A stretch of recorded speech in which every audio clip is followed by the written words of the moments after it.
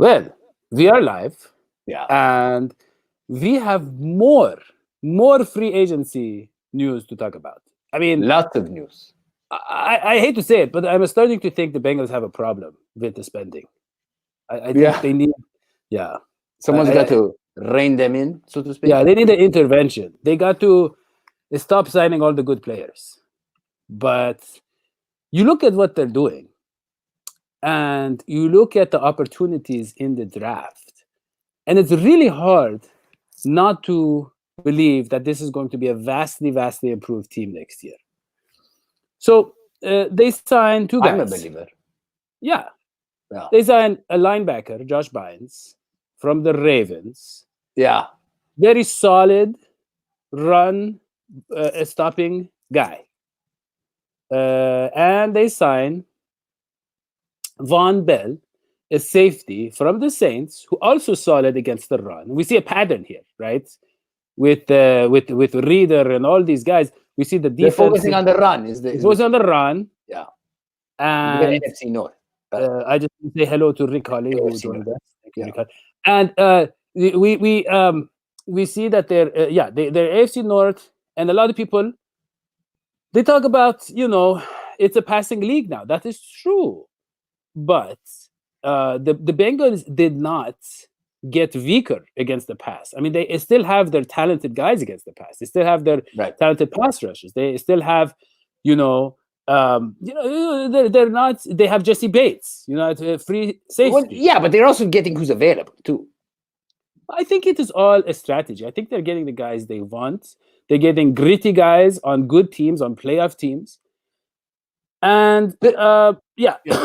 Is it just me, or does it look like John knows more than he lets on? Because he's just sitting there and his eyes go back. Yeah, he's like, and may I just begin today's? May I begin today's little day football discussion with saying that our pal John tweeted the most mysterious tweet yesterday, which was a series of around 16 eyeballs, and then he received a number of responses. John, what's going on? What do you know that we don't know? Clarify.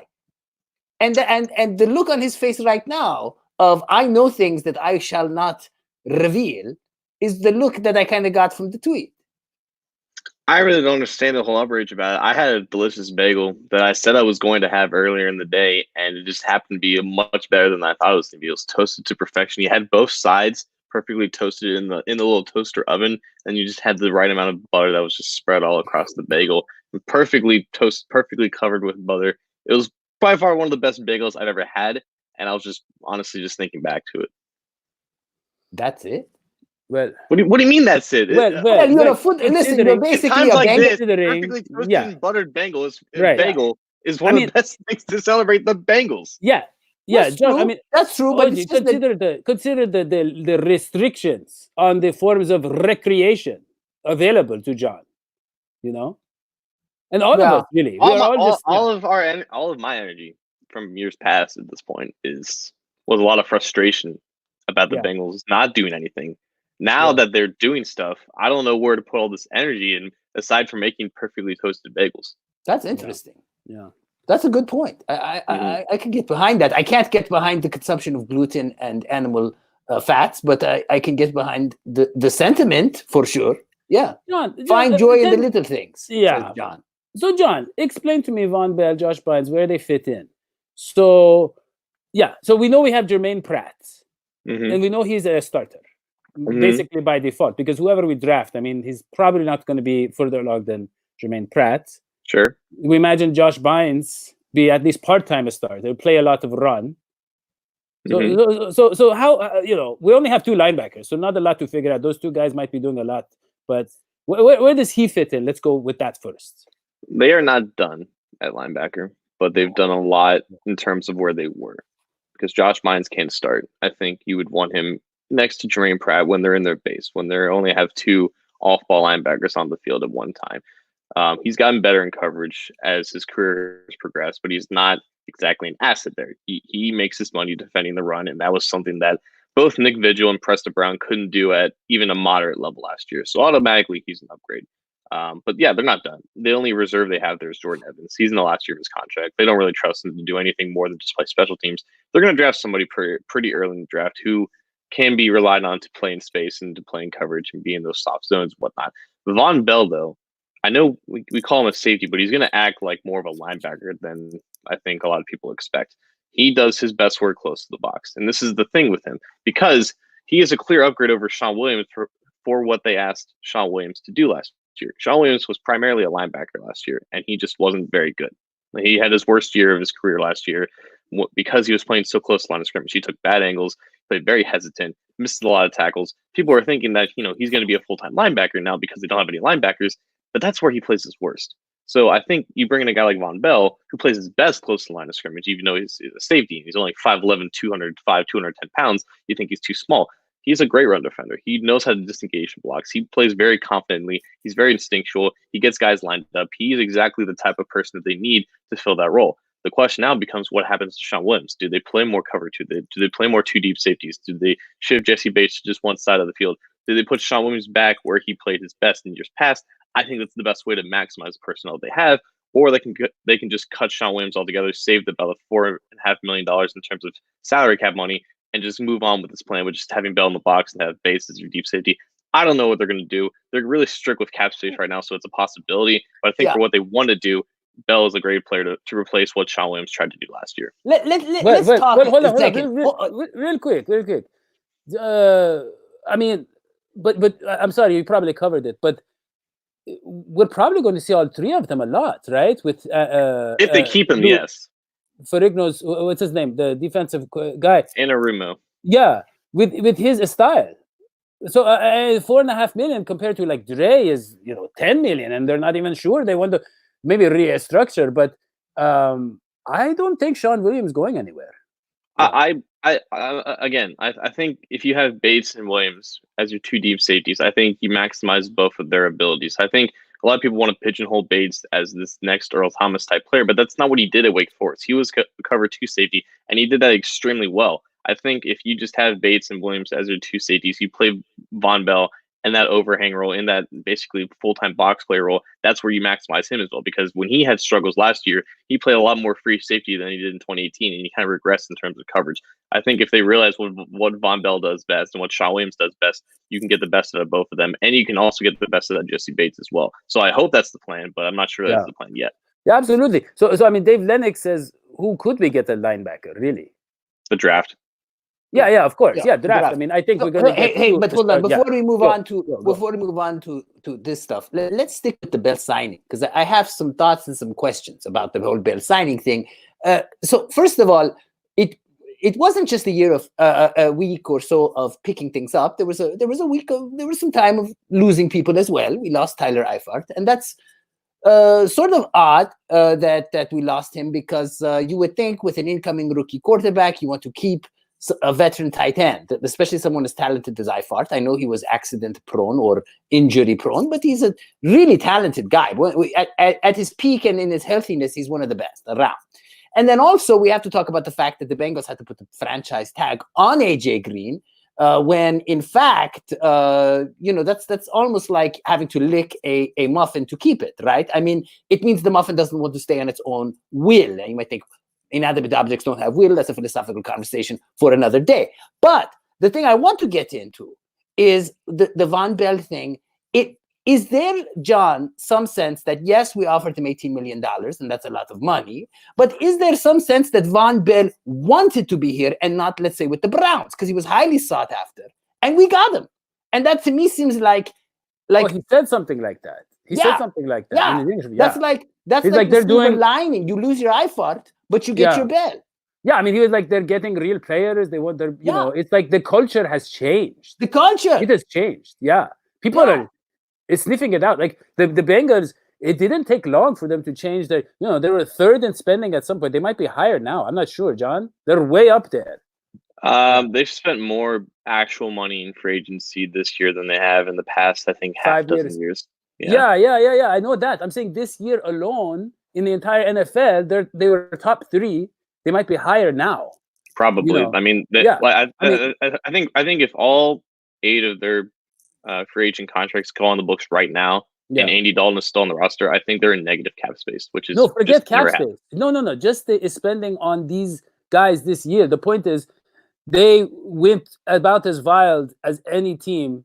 Well, this year, specifically. Exactly. And the thing is, I mean, the thing is, and they keep, and may I also add, you said Dolphins, John. It's kind of weird watching the Bengals and the Dolphins this year because they seem to be like shadows of each other. One wants to make a move, the other one makes the move. There's rumors of so-and-so going to the Dolphins, then he goes to the Bengals, or to the Bengals and the Dolphins. These two teams are so alike, and I'm wondering maybe it's because, we have a lot of former Dolphins coaching staff, or is it that we're both just, two bottom-ranked teams hoping to shoot up there? I don't know. No, this is exactly what they should do if they're in this position. I think with how the Dolphins were last year, they had to make a lot of aggressive moves to get better. And this is exactly what the Bengals should do. This is not something that they can replicate every single year because hopefully they're not in a position where they're drafting first overall every single year and they win only 2 games. This is something that they need to do to get back into some type of a competitive balance. And once they're back there, they can lax off and not go on this free agent spending spree because obviously this is not something that they're accustomed to doing. And if they do this continuously, they're going to run into some bad decisions. And then that's how you can get into salary cap hell. So what they're doing now is perfect to get them out of the situation. It's exactly what the Dolphins should be doing as well. But it's not something that's sustainable. And I think they'd also realize that. Yeah. Yeah, amen to that, man. So now, are we going to talk about the XFL guy, or is he even not worth mentioning? Because I have my doubts about anything really interesting coming out of. I mean, they not that I'm not anti XFL, but the man is I know, but I mean, I know you like the conspiracy theories, Hodgie. Right. One thing a lot of people are saying is maybe Mike Brown, like seriously, maybe he is in. Quarantine, and so the others, Zach Taylor and others are just like, let us buy, let us sign as many contracts as we can. Right. This is our opportunity. So it might not just be quarantine though. Like Mike Brown is 84. Right. No. This is a time where a lot of old people are very endangered, and just on very just practical terms. When is the next opportunity for them to get somebody like Joe Burrow? It's not going to come around for another 5 or 10 years. You brought up, John. You brought up. Let's make something clear. Let me interpret a few of the things that John's saying for maybe the non-experts in the crowd. Number one, not every year has a Joe Burrow pick. You don't have this kind of talent. That is. Number two, what John is referring to is a classic Weekend at Bernie's scenario where the man is living, but you're propping him up with 2 people standing on either side and signing on his behalf. I mean, this is classic. This happens all the time. You see Weekend at Bernie's 1, Weekend at Bernie's 2, Weekend at Bernie's 3. There's all kinds of Weekend at Bernie's scenarios that can happen. My point is, like, he's wait, John, John, hold on. Do you know what Weekend at Bernie's is? No, not at all. Oh, that's okay. I mean, you gotta. He's dropping history knowledge on you here. It's a documentary. It's a documentary. Well, about an elderly billionaire or millionaire, and 2 young guys go to his house. In the 80s was kind of like a big deal, And then Bernie dies while they're visiting his house. Yeah. And then they are having so much fun at this millionaire's house that they keep pretending he's alive, and they put sunglasses on him and they carry him around and basically, like, it's that's what you were saying is happening to poor Mike Brown. That it's a Weekend at Bernie scenario. That's all he's saying. Yeah, I see. So, John, I mean, I agree. How often you get a Burrow, and the guy is going to be 24. He's going to turn 24, I think, in the middle of the season, early season. And he's ready to go. I mean, this guy's pretty polished. Yeah, and he is one of those guys. I would say this. I saw the Brett Coleman movie, about the Burrow, and it wasn't that new, the information, but it's nice to see another guy. He's a once in a decade kind of guy, kind of like Andrew Luck and kind of these kind of guys. And that's true, I think. And the trait that he focused on that, he missed out on previous prospects was his ability to turn bad, negative plays, to make something out of nothing. Yeah. And that is so obvious with Burrow. And here's the reason that's so important for a guy going to the Bengals. I mean, look, Zach Taylor could end up being a very bright offensive mind. He could be. But the reality is, we don't have as many opportunities. So a guy like Burrow comes in, 24 almost. He knows how to make his stuff happen. He's going to make the most. And he's already got some really good playmakers, So, I mean, I honestly think that offense is going to be, it's going to be rolling, I think. And so now we're giving him a defense that can protect the leads. So someone explain to me the logic behind the XFL wide receiver pick. Well, he was the best receiver in the XFL. Yeah. He was the most productive. The entire XFL. He's 6 feet tall. Yeah. In receiving, in wide receiver terms, that's like being like 5 foot tall. That's not true. So Chad many of the Johnson best was 5'11". Yeah. Antonio Brown was the best receiver for a while. He's like 5'10". I don't know. Yeah. Well, touche. I mean, you got Steve Smith was amazing. He's like 5'8", 5'9". It doesn't matter. He can run past people. That's all. Yeah. We're a wide receiver. I mean, really, it is really about ability. Are the rumors true that we are losing Ross? Not heard that one. You haven't? Not heard that one either. Oh, you guys don't Ross follow is the ours, rumor, baby. Ross is gonna have a breakout season next year. He is, but there's rumors. I hope that you guys are ready. I hope the slander. I hope the slander stop real soon because you're gonna be embarrassed when you see what he does with the guy. Didn't he already kind of break out last year? Yeah, he did kind of break out. I think Ross has proven he did. But John, so many of those bad plays, those miscommunications with Dalton, Ross was kind of acting instinctively, and Dalton was staying on a script. And Burrow loved the going off the script. Yeah, but I think the instinct. Yeah, but you can't blame Andy for that. You can't blame Andy for that. Because we already know he's. Wait. I'll tell you something. Okay, John wants to talk. No, I know. I'm sorry, John. I know you want to talk, but hold on. Coleman, when he was talking about going off his script, he says you can't just go through the plays that are drawn up and just go to the play. He showed a picture of Andy Dalton, and it wasn't a coincidence. I think these guys are kind of polar opposites in that regard. Dalton is to go through the progressions in 2.5 seconds, get the ball out. Burrow is like, but Burrow, all the stuff that we wanted, throwing guys open, anticipating the rush, moving around, letting your receivers, giving them time, all that. This guy is going to do that, and John Ross needs that kind of guy. John Ross is not the AJ Green who just runs. Yeah, go ahead, John. There is a rumor. We must address this rumor that I have brought up. Did you without any evidence? The rumor. And I have no proof of. We have to address it. Right I guess we do. Here. I guess we do because it's No, I'm just kidding, John. What were you gonna say? Say something smart quickly. Get us out of this mess. John Ross led the league in yards per hour run through 4 weeks last year. He has nothing left to prove in terms of talent-wise. He needs to stay healthy. No, consistency, John. The drops. He can't stay healthy. That's the thing. I know, John. They knew that going in. They knew that. He's already talented. John. John Ross got hurt doing the famous dash that he got him the job. John Ross was known. Okay. Hold on. Let's getting off topic. We're getting off topic. John, here's what I want to say. I don't have the stats or the analytics to back this up.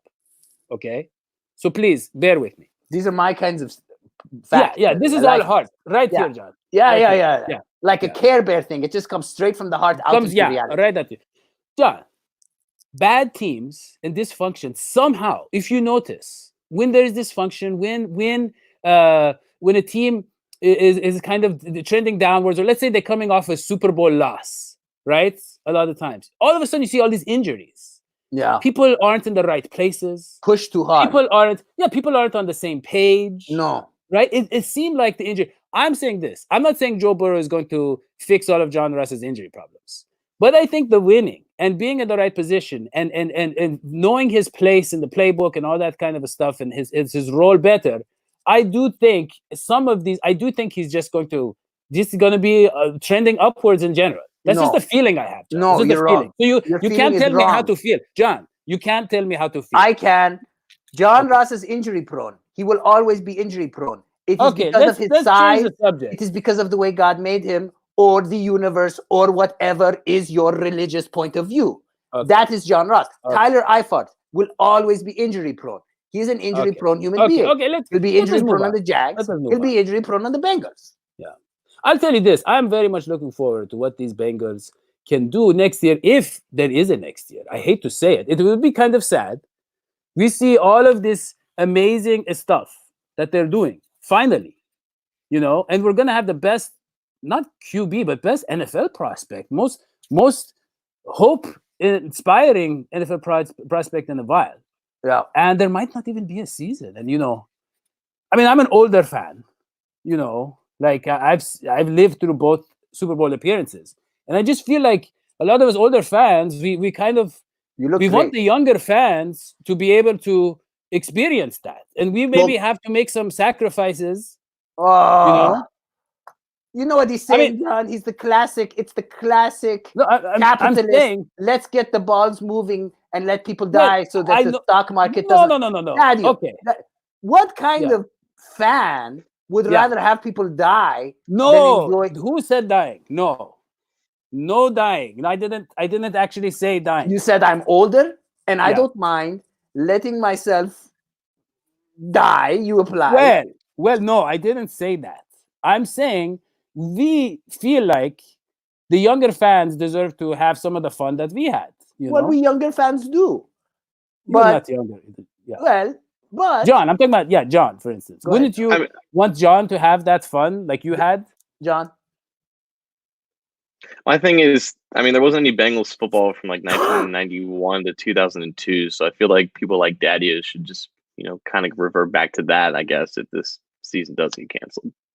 I don't know what it's like, obviously, but there is some experience. I do not think that the season will get canceled. I think it's going to be delayed.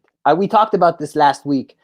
The peak is for the big cities like New York and LA. The peak has they've reached peak, and so it's really hopefully by the end of summer that things are going to wind down. That might mean a delay for the NFL. I do not think the season's going to be canceled, but let's just say whatever's in the best interest of our healthcare workers, our people, our players. Obviously, if he's alive, Mike Brown. Yeah. Whatever in the interest of all these people, let's just do that. I agree. No, I agree. I didn't want to be a Donnie Downer, as it's called. I mean, I just what. No, I don't want to I know it's You've a very been gone positive from America too long, Dadio. We don't say that over here. Oh, I just okay. Are they okay? The big question will end on this question. This is the big question. All the Bengals fans are wondering: are they going to change their uniforms? Because that seems to be the last step. Tremendous. Historically, when teams make these kinds of changes, they change the uniform. Multiple helmets. Well, how's that working out, John?